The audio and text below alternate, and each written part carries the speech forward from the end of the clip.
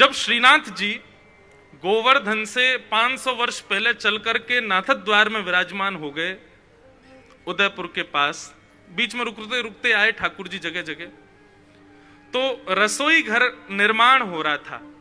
तो गुसाई जी ने सबको निवेदन किया कि भाई सब ब्रजवासी अपने घर में अपरस में सामग्री बना करके लाओ और एक एक दिन एक एक घर की सामग्री ठाकुर जी को भोग में जाएगी। जब तक रसोई निर्माण हो रही है, नया नया ठाकुर जी विराजमान हुए नई जगह, तो जब तक रसोई बढ़िया सिद्ध ना हो जाए तब तक वैष्णव अपने घर से अपरस में सामग्री लाओ, ठाकुर जी का भोग लगे। तो एक दिन एक वैष्णव की सेवा आ गई। अब वो बेचारा इतना गरीब था कि उसके घर में सामग्री नहीं। अच्छा, ठाकुर जी को इतनी ऐसे तो कटोरी में सामग्री थोड़ी जाती है, पूरे बड़े बड़े महाराज भगोना भर के सामग्री जाती, और श्रीनाथ जी को जो भोग लगता वही भोग फिर सारे वैष्णवों में बंटता। उसके यहां सेवा तो थी नहीं, सामग्री नहीं थी, ना धन था।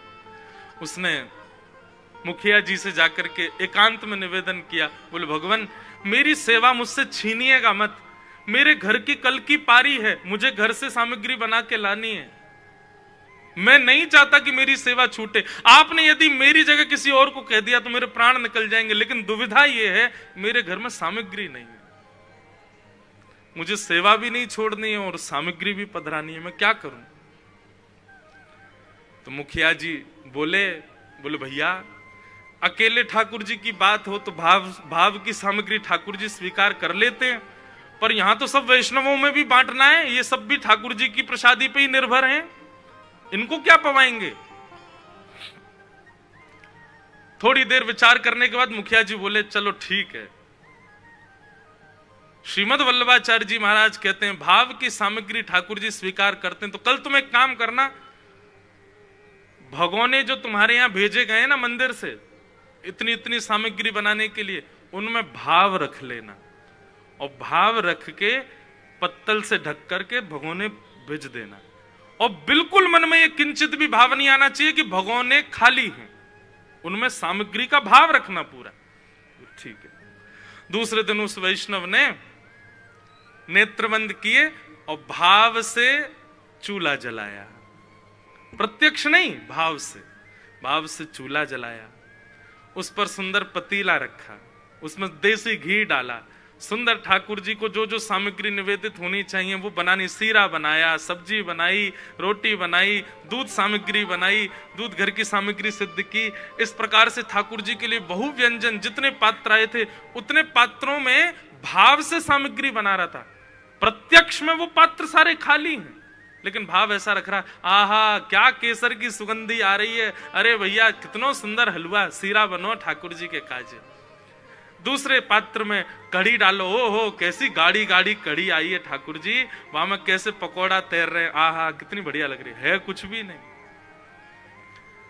इस प्रकार समस्त सामग्रियों को सिद्ध करके खाली पत्तलों को ऊपर रख के सूतरी से बांध करके भगोने उठा उठा करके कंधे पर मंदिर में ले जा करके श्रीनाथ जी के सन्मुख पधरा दिए और कहा भगवान सामग्री आरोग। गुसाई जी ने पत्तल सब हटा दी, कपाट बंद करके ठाकुर जी का बाहर चिंतन करने लगे। मुखिया जी के भी नेत्र सजल हैं, उस सेवक के भी नेत्र सजल हैं, ठाकुर जी आप सेवा स्वीकार करना। सेवक के मन में एक बार भी किंचित भाव नहीं आया कि सामग्री बर्तनों में खाली है, कुछ भी नहीं है, ऐसा भाव ही नहीं आया। उसको लगा वास्तव में है। वो तो जब बाहर बैठा था तो गुसाई जी से बार बार कहे आप सुन रहे हैं, चटकारों की आवाज आ रही है भीतर से, ऐसा लग रहा ठाकुर जी उंगली चाट रहे हैं, बीच बीच में सुगंधी कड़ी की आ रही है, ऐसा लग रहा ठाकुर जी कड़ी पा रहे हैं। गुसाई जी को लेकिन संशय होने लगा, बोले कि खाली पात्र हैं भैया जन कहा होएगो आज। और जैसे ही कपाट खोल करके देखा तो जितनी भाव सामग्री उसने विचार की थी सब सामग्रियां वहां प्रकट हो गई, प्रत्यक्ष पात्रों में विद्यमान हो गई। ठाकुर जी के मुखमंडल पर कड़ी भात लगा हुआ था।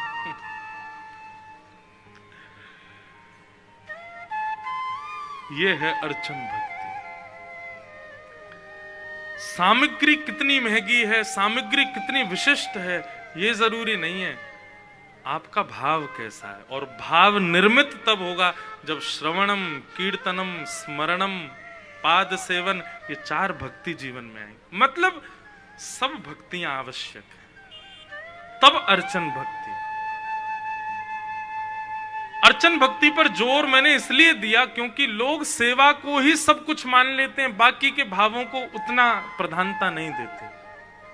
ऐसा नहीं।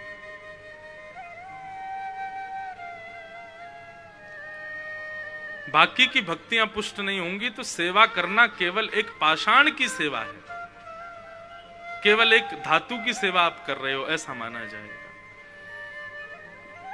भाव प्रधान। तो कौन सी भक्ति है? अर्चन भक्ति। अर्चन भक्ति की आचार्य द्वारिका में कौन है? सत्यभामा। ठाकुर जी की बहुत अर्चना करती, भाव से अर्चना करती। एक दिन स्वर्ग के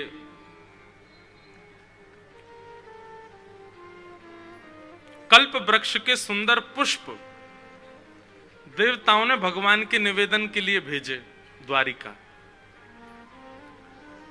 और उन पुष्पों को जब ठाकुर जी ने प्राप्त किया तब ठाकुर जी रोहिणी जी के रुक्मणी जी के कक्ष में बैठे थे। तो ठाकुर जी ने सहज भाव से उन पुष्पों को रुक्मणी जी के केश में सजा दिया। स्वर्ग के कल्प वृक्ष के पुष्प, उन पुष्पों, बंधुओं शास्त्रों में कल्प वृक्ष के पुष्पों की महिमा क्या बताई गई? एक बार उसकी सुगंधि कोई ले ले वो निरोगी हो जाएगा, उसको कोई रोग ही नहीं हो सकता। एक बार यदि उन पुष्पों को सुखा करके उनका सुंदर, उनको पीस करके उनका लेप यदि अपने अंग पर लगा ले, उसको कभी वृद्धावस्था नहीं होगी। उसकी औषधि बना करके पान कर ले तो अमृत तुल्य दीर्घायु हो जाएगा, कभी अमर हो जाएगा, मरेगा ही नहीं। इतनी महिमा उसके पुष्पों की। रुक्मणी जी के केश में ठाकुर जी ने सजा दिया। उसी समय नारद जी यहां पर दिनचर्या भगवान की देख रहे थे कि ठाकुर जी 16,108 पत्नियों के संग कैसे रहते हैं। नारद जी भ्रमण करते करते जैसे ही रुक्मणी जी के कक्ष में झांक करके देखा तो ठाकुर जी कल्प वृक्ष के पुष्पों को रुक्मणी जी के केश में सजा रहे थे। नारद जी बोले, जे बढ़िया तरीका मिला, कलेश करवा दूं मैं द्वारिका में। तुरंत दौड़ करके गए, सत्यभामा से जाके बोले, आप तो कहती हो कि ठाकुर जी आपसे बहुत प्रेम करते हैं। सत्यभामा बोली, वो तो करते ही हो, कहने की क्या बात है, सबसे ज्यादा स्नेह मुझसे ही करते हैं। अच्छा, स्वर्ग के कल्प वृक्ष के पुष्प आज द्वारिका आए थे, बताओ वो कहां है? सत्यभामा जी बोली, सुनने में तो आया था कि देवताओं ने पुष्प भेजे हैं, कुछ विलक्षण पुष्प हैं। नारद जी ने पुष्पों की महिमा बताई, ऐसे पुष्प, ऐसे पुष्प, ऐसे पुष्प, लेकिन ये बताओ वो हैं कहां? सत्यभामा जी बोली, पता नहीं, लेकिन इतने बहुमूल्य पुष्प हैं तो निश्चित ही किसी विशिष्ट स्थान पे होंगे। नारद जी बोले, हाँ, ठाकुर जी को जो प्रिय है उस स्थान पर हैं, रुक्मणी जी के केश में सज रहे हैं। पर मैं तो इसलिए आपसे पूछने आया था कि एक आध शायद आपके केशों में भी लगा होगा, आपसे बहुत प्रेम करते हैं ना। बस नारद जी तो, अच्छा बंधु, इसमें यह मत सोचना कि आग लगाने वाले, नहीं, ऐसा विचार भी मत करना। ये ठाकुर जी की लीला प्रकट करवाते हैं नारद जी। नारद जी डायरेक्टर हैं भगवान की पूरी लीला के।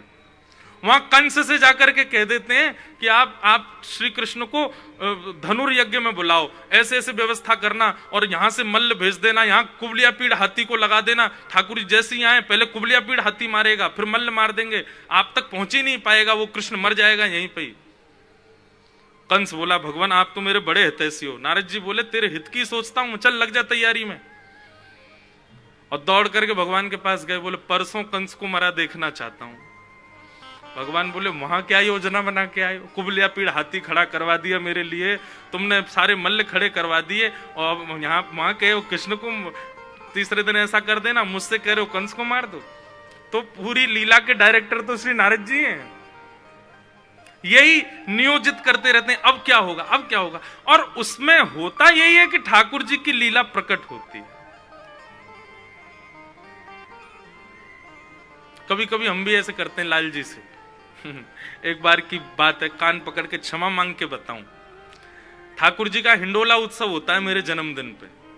हम अपने जन्मदिन वाले दिन उस समय सावन का महीना रहता, ठाकुर जी को हिंडोला झुलाते, ठाकुर जी झूला झूलते। अब परसों तो मैंने पलना झुलाया नहीं, धीरे से अचक के झुलाया, नहीं तो एकांत में तो बहुत जोर से झुलाता हूं मैं। तो हिंडोला जब ठाकुर जी का लगा तो सब लोग धीरे धीरे झुला रहे, और मुझे ऐसी मिसमिसी आई कि मैंने जोर से झुला दूं इन्हें। क्यों? मैंने कि कोई को जोर से झुलाओ तो वो चिल्ला के कहता अरे नहीं धीरे कर दे, मुझको डर लग रहा है। मैंने कि ऐसे एक बार लालजी बोल जाए नहीं धीरे झुला, मुझको डर लग रहा है। हमारे मैं तो जोर जोर से कभी कभी खींच दूंगा को झूला को, कभी ठाकुर जी बोल पड़े, कभी ऐसी सेवा आ जाए। तो एकांत में मैं कम रहता हूं लाल जी के पास, नहीं तो कुछ ना कुछ ऐसा करता हूं कि ठाकुर जी कछु कह जाए, कछु चिल्ला दे, मुंह पे ने हाथ दिखा दें अपनों, लेकिन खूब आनंद आता है लाल जी के साथ।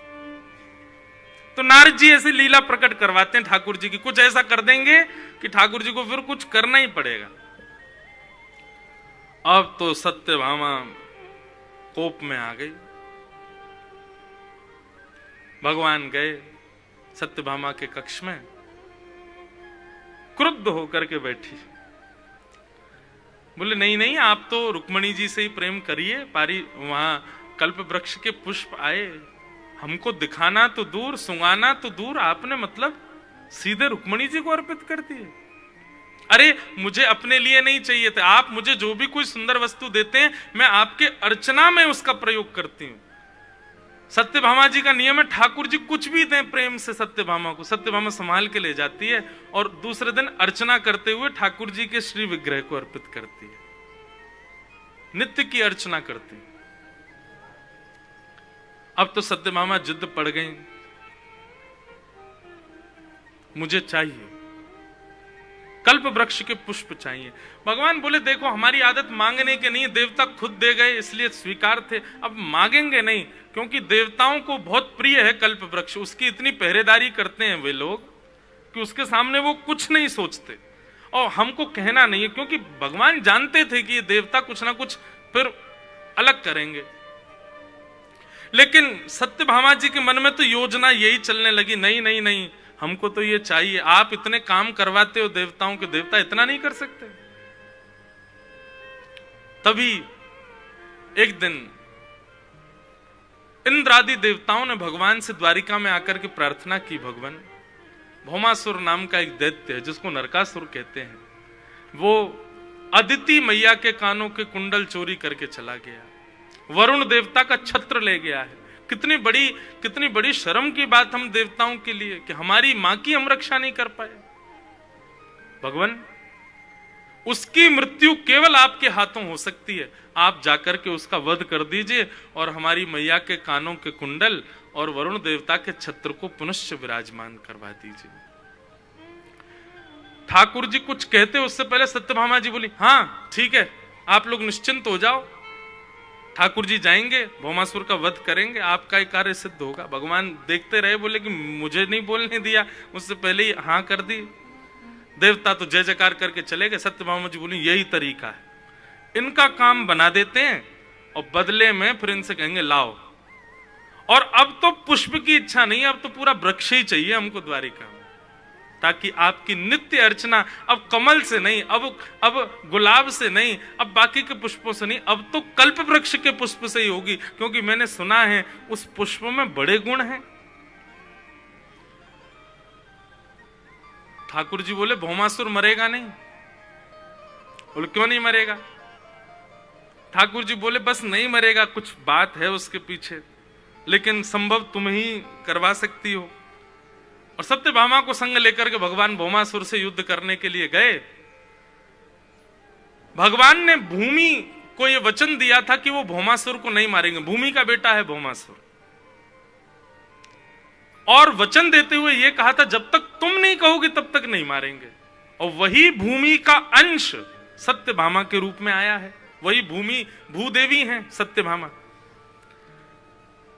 आज जब भगवान भौमासुर से युद्ध कर रहे थे तो उसको मार नहीं रहे, उससे बच रहे थे, तो रथ में खड़ी हुई सत्यभामा ठाकुर जी से बोली ठाकुर जी आप इससे बच क्यों रहे, मार दीजिए इस दुष्ट को। भगवान बोले वचन पूर्ण हो गया, आपने भूमि के रूप में हमसे कहा था कि मेरे पुत्र को कभी मारना नहीं, आप भूमि ही सत्यभामा के रूप में आई हैं, अब मैं इसका वध करूंगा। और भगवान ने भौमासुर को मार दिया। उसके यहां 16,100 राजकुमारियां बंदी थीं। भगवान ने सबसे विवाह किया और देवताओं के कुंडल, मां के कुंडल और जो वरुण देवता का छत्र था, ठाकुर जी ने ले जा करके स्वर्ग में देवताओं ने स्वागत किया। ठाकुर जी का जय जयकार होने लगी, डुमडुमियां बजने लगी, नगाड़े बजने लगे, ठाकुर जी की जय जयकार होने लगी। सत्यभामा जी प्रसन्न मुद्रा में बगल में चल रही हैं और ठाकुर जी ने स्वयं जाकर के वो कुंडल अदिति मां को अपने हाथ से पहनाए और छत्र वरुण देव को प्रदान किए। ठाकुर जी स्वर्ग में 1-2 दिन विचरण कर रहे थे, पर वर्णन ऐसा आता है कि स्वर्ग की अप्सराएं सत्यभामा को स्वर्ग में घुमा रही थी, तो सत्यभामा ऐसे देखती थी स्वर्ग को, ये क्या है? क्यों? बोले द्वारिका के आगे स्वर्ग भी फीका लगता था, इतनी सुंदर थी द्वारिका। ठाकुर जी से सत्यभामा जी ने कहा, अब नगर भ्रमण तो हो गया, अब आप रथ में बैठ करके चलिए, वन में, उस वन में चलते हैं जहां पर कल्प वृक्ष लगा है। और ठाकुर जी गए और जाकर के वहां से कल्प वृक्ष का दर्शन करने। सत्यभामा जी तो बोली, ले चलो, पूरे वृक्ष को ही ले चलो, अब तो इसको वहीं लगाएंगे, वहीं पर इसके पुष्पों से सेवा किया करेंगे। ठाकुर जी बोले, ठीक है, देवताओं को देख लेंगे, बाद में जो होगा। कल्प वृक्ष लेकर के भगवान द्वारिका पधार गए। इंद्र को जब ये बात पता चली कि ठाकुर जी कल्प वृक्ष ले गए हमारा, इंद्र ने पूरी सभा बुलाई और नवग्रह बैठे सामने आकर के। इंद्र ने सबसे घोषणा करते हुए कहा कि मैं युद्ध छेड़ने वाला हूं, मेरा संग कौन देगा? नवग्रह बोले, हम सब तुम्हारे साथ हैं, तुम हमारे राजा हो, पर युद्ध करना कहां है? बोले, द्वारिकाधीश से युद्ध करना है। वे हमारे कल्प वृक्ष को लेकर चले गए।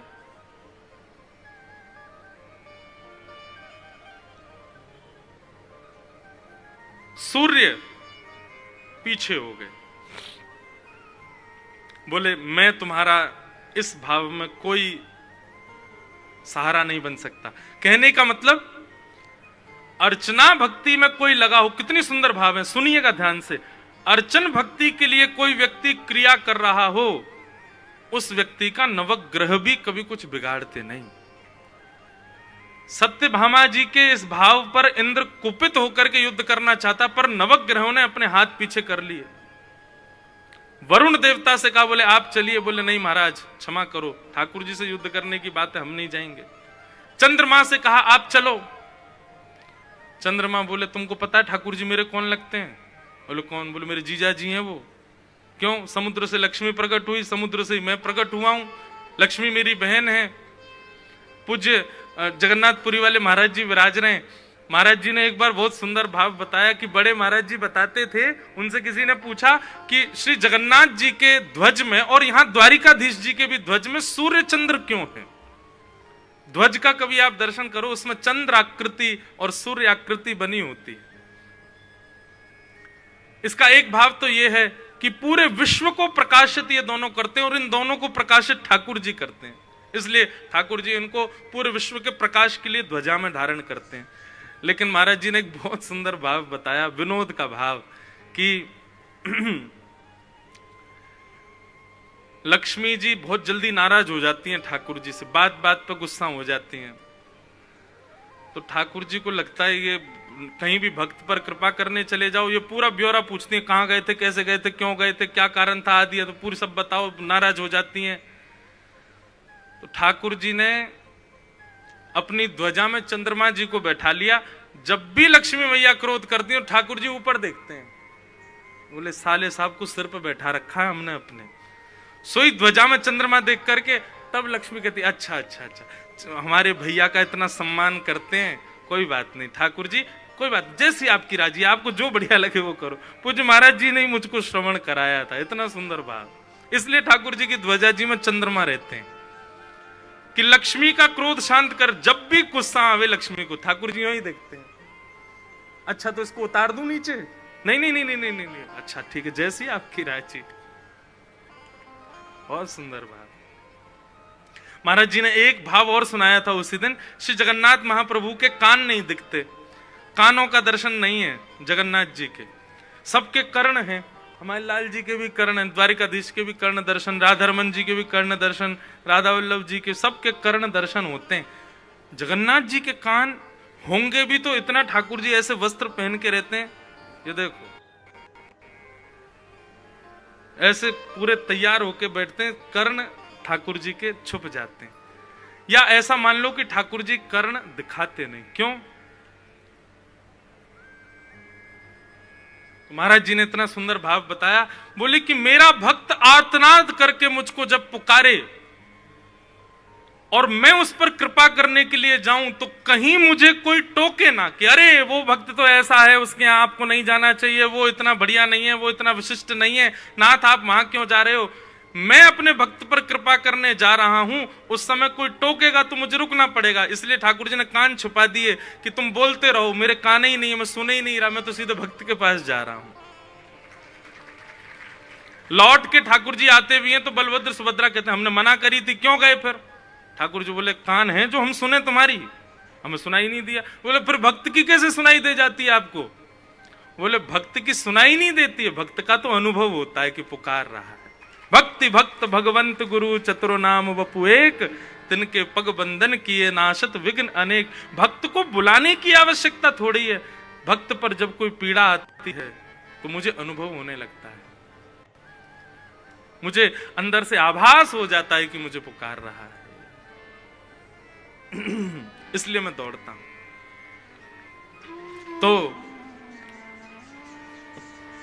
भक्त आधीनम दीन दयालम राधारमणम हरे हरे राधारमणम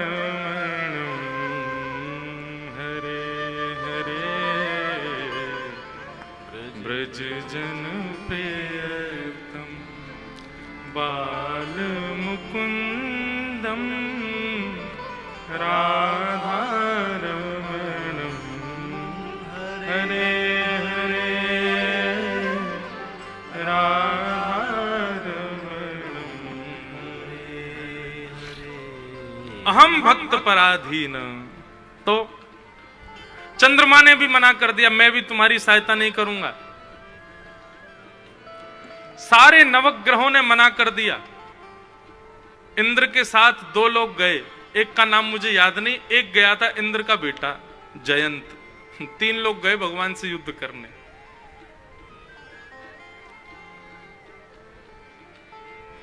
ठाकुर जी से युद्ध करने के लिए गए।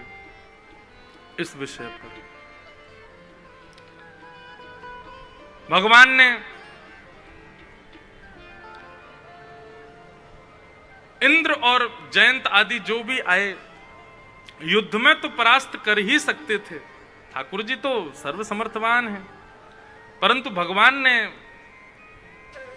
बता दिया जामवती को, सत्यभामा को, देखो ये देवता हैं, ये एक बार भी विचार नहीं करते हैं कि हम ठाकुर जी पर आक्रमण करने जा रहे हैं, ठाकुर जी से लड़ने के लिए जा रहे हैं। ठाकुर जी पर पूज्य श्री मलुकपीठ वाले महाराज जी तो एक कथा प्रसंग और सुनाते हैं अपनी कथाओं में कि इंद्र ने जब देखा कि मेरे पास सेना नहीं है ठाकुर जी से लड़ने के लिए, तो इंद्र ने एक बार सुरभि यज्ञ किया था और उस यज्ञ में गौ माता जब प्रकट हुई तो गौ माता ने कहा कि हे देवराज इंद्र तुम वरदान मांगो।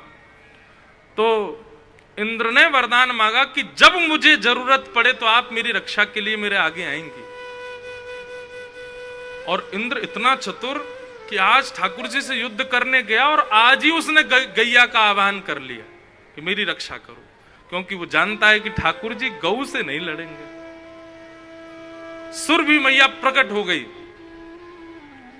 प्रकट होकर कहा कहो इंद्र क्या बात है। बोले आपने मुझे वचन दिया था वरदान मांगो, मैंने कहा था मेरी रक्षा करने आना पड़ेगा जब बुलाऊं, आज मुझे आप मेरी रक्षा करो।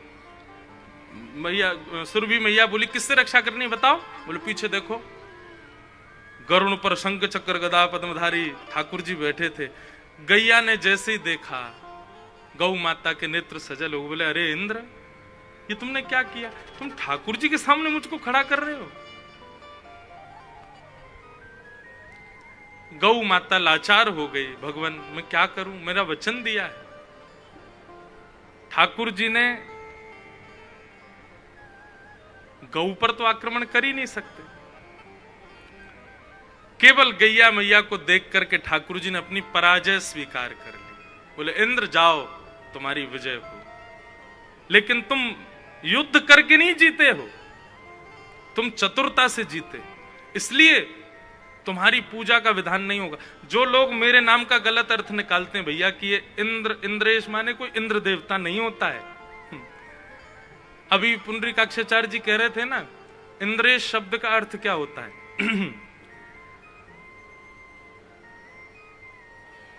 इंद्र के मान का जिन्होंने अपने नख पर गिरिराज धारण करके मर्दन किया, उनका नाम है इंद्रेश भगवान। जो इंद्र के ईश हैं, और गिरिराज जी को धारण इंद्र के मान के मर्दन के लिए किया, इसीलिए श्री गिरधर लाल जी का नाम ही इंद्रेश है। इसलिए वो कह के गए कि आपका नाम तो जन्म से ही ठाकुर जी के नाम पर रख दिया गया था। कई लोग बोल देते हैं कि आप इंद्र हो, इंद्र देवता हो। इंद्र नहीं है भैया, और हैं भी नहीं कुछ, बस ठाकुर जी से नाम संबंध है। ठाकुर जी के ही नाम होते हैं सबके, देवताओं के नाम थोड़ी होते हैं हमारे। तो इस प्रकार भगवान ने सत्यभामा जी की अर्चन भक्ति को पुष्ट करने के लिए स्वर्ग के उस वृक्ष को लाकर के द्वारिका में विराजमान किया। एक